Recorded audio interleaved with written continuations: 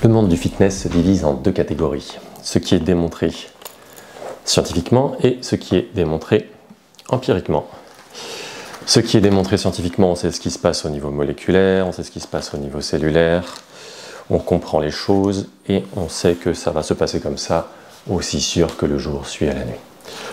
Ce qui est démontré empiriquement, c'est purement basé sur l'observation. Et on sait juste que ça marche, on ne comprend pas ce qui se passe au niveau cellulaire, on ne comprend pas ce qui se passe au niveau moléculaire. Donc, c'est là que ça peut être un peu tendu de trouver des choses fiables, de bonnes démonstrations de ce qui marche empiriquement. Dans le sport, ont été beaucoup déblayés par l'Union soviétique dans les années 70 et 80, car ils avaient le luxe de pouvoir sacrifier des générations entières d'athlètes, de leurs meilleurs athlètes, en les faisant tester toutes sortes de protocoles pour en tirer les meilleurs. Donc voilà, ce qui marche pour des milliers d'athlètes et des milliers de personnes va marcher pour tout le monde.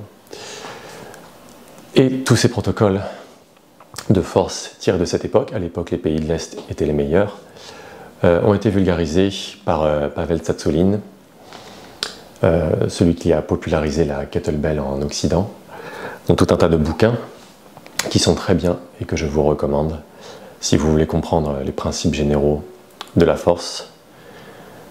Et pour ce qui est démontré scientifiquement, pour faire le tri, je vous conseille Huberman.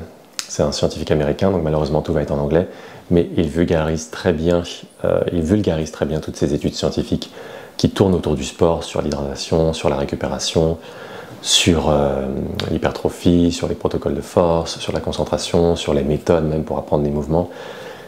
Il vulgarise très bien et avec énormément de sérieux et avec énormément de fiabilité tout ce qui a été fait autour de ça. Le format est particulier, il est en chemise noire sur un fond noir, il va vous parler pendant 3 heures sur un sujet particulier en vous expliquant tous les termes scientifiques et en vous tirant des protocoles qui pourraient vous être utiles à la fin. Mais il fait des récaps, je crois, sur sa page Instagram, etc. Ça fait un moment qu'il est là, il est très connu maintenant, il doit avoir 4 millions d'abonnés. Mais voilà, si vous cherchez quelqu'un de fiable pour le côté scientifique, Huberman, si vous cherchez quelque chose de fiable et de solide sur des protocoles de force, tout ce qu'a vulgarisé Pavel Tsatsouline des années 70 et 80 est extrêmement fiable et extrêmement efficace, et c'est une très bonne base pour démarrer votre compréhension de la force en général. C'est pas tout jeune, mais il n'y a jamais eu plus de progrès fait en matière de amélioration des méthodes d'entraînement, notamment pour la force, que durant cette triste période dans ces pays-là. Et voilà. Il fait encore nuit, il pleut, et je vais aller m'entraîner, mon premier entraînement du jour. Je travaille la force en hiver beaucoup plus qu'en été. J'ai commencé il y a 2 semaines et demie. En général, à partir de la moitié de l'automne et tout l'hiver, je travaille énormément la force, car c'est une période de l'année où, j'ai tendance à manger plus, donc ce qui correspond très bien avec une volonté de gain de force. 2, le froid améliore mes performances en force et en endurance musculaire, ce qui va en étonner certains. Donc je me couvre bien pour que mes articulations soient chaudes, du poignet aux coudes, aux épaules, les genoux, etc. Que tout ça soit chaud, mais que la paume des mains et le visage soient dans le froid améliore mon endurance musculaire. D'ailleurs, c'est Huberman qui en parle dans un de ses nombreux podcasts, où une expérience comme ça avait été faite sur des athlètes allemands, je crois, où on leur faisait faire des dips, un maximum, et puis 3 jours après, on leur refaisait faire un maximum de dips, mais cette fois, on leur refroidissait la paume des mains. Ce sont les zones où il n'y a pas de poils, la paume des mains et le contour des yeux. Si on refroidit ces 2 zones-là, ça refroidit efficacement le reste du corps. Et ils ont observé que leur gain en endurance musculaire était énorme, juste avec ce petit changement. Et avant ça, j'avais moi-même observé, même si je n'en comprenais pas vraiment la cause, qu'en hiver, vu que je m'entraîne tout le temps dehors, qu'en hiver, j'avais une bien meilleure endurance musculaire et de bien meilleures performances en progrès en force. Et du coup, j'ai choisi de faire mes entraînements comme ça. L'hiver, je gagne un maximum de force, je fais un maximum de renforcement musculaire, c'est là que mes séances sont les plus longues et les plus riches. Et En été, je vais me concentrer beaucoup sur le freestyle, sur les mouvements dynamiques, sur ce genre de choses. Les muscles sont plus détendus. Voilà, je m'habille léger, enfin tout s'y prête beaucoup plus. Alors, j'ai un parapluie, j'ai un sac plastique. Le sac plastique, ça va être juste pour protéger la caméra parce que je compte du coup filmer mon entraînement pour vous montrer un peu. Le parapluie, c'est aussi pour protéger la caméra. Une serpillière pour... j'espère que la pluie va s'arrêter pour essuyer les barres. Quand la pluie s'arrête pas, bon bah je n'essuie pas les barres et je fais avec et je me dis que ça va faire évoluer mon grip. Et en général, ça marche plutôt bien. Hop, de quoi me couvrir. Les écouteurs. Ça, j'écris tous mes entraînements. Tous mes entraînements sont toujours écrits extrêmement à l'avance. J'ai commencé à m'entraîner il y a 4 ans et demi et je n'ai jamais fait un seul entraînement que je n'ai pas écrit à l'avance. Et ils sont tous consignés dans ce genre de carnet que je pense ressortir. Vous êtes très nombreux à me demander un livre. Et effectivement, c'est prévu. Mais j'ai encore énormément de travail à faire, énormément de recherche à faire. Mais une base de ce qui va me permettre d'expliquer la programmation générale et de vous partager un maximum de programmes, ce sont tous ceux que j'aurais écrits pour moi, que je vais évidemment voilà, expliquer et généraliser pour que vous puissiez les adapter pour vous, parce qu'évidemment ils sont très personnalisés. Mais les principes, eux, sont adaptables à tous. Et donc, mes entraînements en force commencent toujours du coup par un échauffement. Ensuite, je fais ce qu'on appelle un travail de force intégrée, c'est-à-dire que je fais un travail de pull, de tirer, un travail de push en force, donc c'est jamais plus de 5 répétitions, que je mélange aussi à un travail statique. Au début, je vais mélanger la force statique, ce sont les mouvements où on ne bouge pas, avec un mouvement de pull, un mouvement de push, et je vais essayer de combiner ça un maximum dans une séquence la plus dure possible, faisable à mon niveau, qui n'est pas encore extravagant. Ensuite, un deuxième bloc, je vais ne travailler que la force statique, où je vais alterner pareil un mouvement statique de tirer, un mouvement statique de pousser. Et en troisième bloc, ça va être force de base sur voilà, des mouvements que je n'aurais pas fait, par exemple pour les jambes, pour le bas du dos, pour les abdos. Voilà, là ça va être encore entre 3 et 5 répétitions, 3 à 4 séries max. Et je finis par un petit travail technique dynamique. Du coup, j'en fais moins en hiver, et là ça va être surtout si les barres sont mouillées. En général, je le fais sur barre basse, car sur barre haute, quand c'est mouillé, c'est quand même un petit peu trop casse-gueule. Ça m'arrive d'en faire pour me faire un peu peur, et aussi pour me donner la sensation que quand ça n'est pas mouillé, c'est très facile, mais je le fais quand même pas si souvent que ça.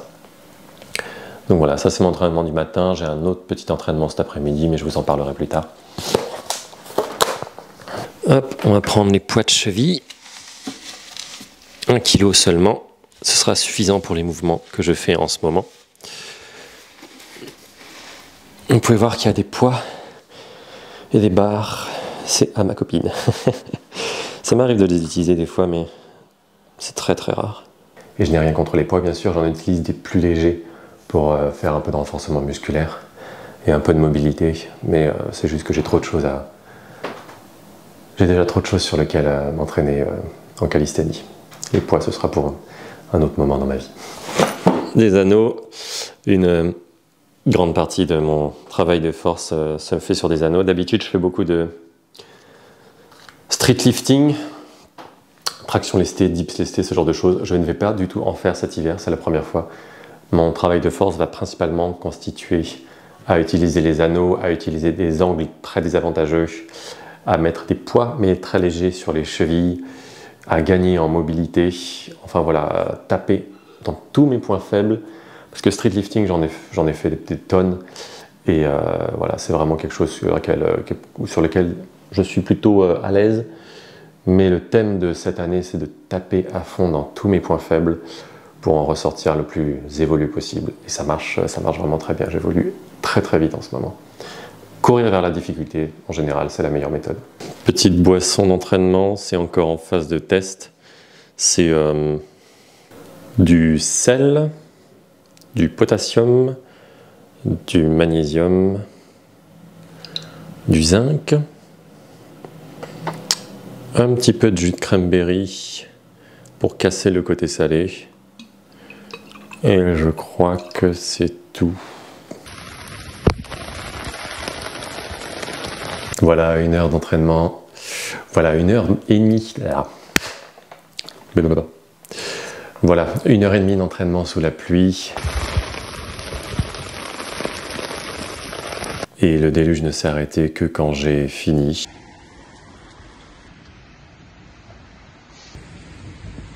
Mais bon, c'est comme ça. Une petite banane, une clémentine, 2 petits goûters faits par ma copine, trop bon. Calendrier de l'Avent, Valrhona. Et j'ai aussi une boîte de chocolat Maison Planchot que je déguste petit à petit. Hop, on va commencer par la banane. Donc tous les jours, je travaille un mouvement de poussée et un mouvement de tirer, sauf quand les deux sont intégrés en même temps. Par exemple, aujourd'hui, avec les muscle-up, c'est un poussé, c'est pousser et tirer en même temps.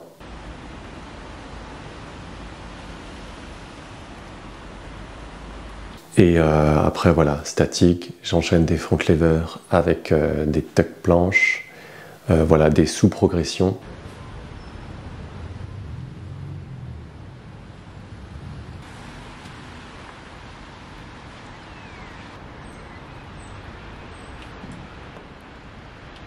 La full planche, j'y suis pas encore du tout, donc je démarre doucement à la base. Et le front lever, j'ai un PR à 11 secondes, mais qui est descendu à 6 secondes. Donc là, je reprends des sous-progressions pour reconstruire ça et puis rebattre mes précédents records. Car j'aimerais l'intégrer à mon freestyle plus tard, donc il va falloir progresser là-dessus. Après ça, j'enchaîne cette fois avec des poids de cheville, des back levers, avec des manas, des débuts de mana. Donc le back lever, j'ai un PR à 21 secondes et je l'ai maintenu à ça. Je le fais surtout pour continuer à pratiquer la force bras tendu. Voilà, en parallèle avec la full planche, c'est pas mal. Après ça, j'avais un exercice d'abdos et un exercice pour le bas du dos que j'ai pas pu filmer, il pleuvait trop. Et à la fin, je voulais faire des pistol squats avec la veste lestée, mais mes vêtements étaient tellement imbibés d'eau que ça frottait, ça restreignait mes mouvements et c'était impossible d'en faire. Hop. Oh. Chocolat blanc.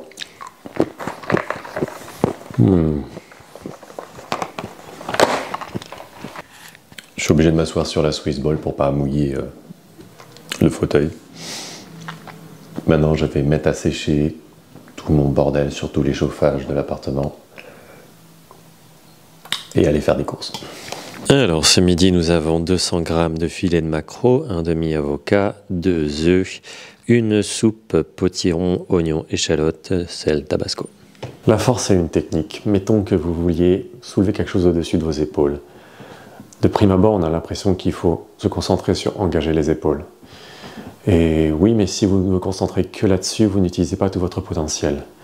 Car la force fonctionne par ruissellement. Si vous contractez à fond un muscle, vous pourrez d'autant mieux contracter ses voisins. Ça fonctionne en cascade. Donc si lors d'un exercice, vous vous concentrez sur 3 choses, contractez vos mains le plus fort que vous pouvez, comme si vous essayez de broyer quelque chose, contractez vos abdos le plus fort que vous pouvez, comme si on allait vous frapper, et contractez vos fesses le plus fort possible, comme si vous allez recevoir une lettre d'impôt-gouv. Si vous vous concentrez à fond sur ces 3 choses, peu importe l'exercice, même si on a l'impression comme ça que ça ne va pas les engager, si vous contractez à fond ces 3 choses, vous verrez que cela va énormément décupler votre force et vos progrès en force, même pour un exercice au poids de corps comme ceux que je m'apprête à faire, car c'est l'heure du 2e entraînement. Voilà, après un court échauffement, j'ai fait des 90 degrés négatives, puis après j'ai mis des poids de cheville de 1 kg pour faire des 90 degrés. Ensuite, j'ai travaillé un petit peu la mobilité, bras rapprochés. Après, j'ai pas trop filmé, j'ai travaillé les premières progressions vers le pont. J'ai fait la planche inversée. Voilà, et là je termine avec un peu de mobilité lestée. J'utilise une perche son et je mets un poids de cheville au milieu.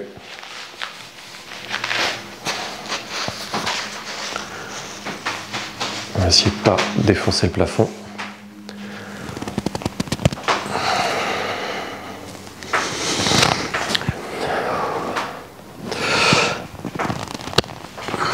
meilleur exercice mobilité pour les épaules que vous puissiez faire.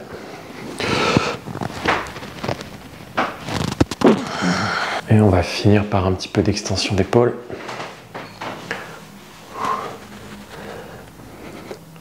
Voilà, on va enfin pouvoir prendre une petite douche et aller manger. Bonne soirée à tous!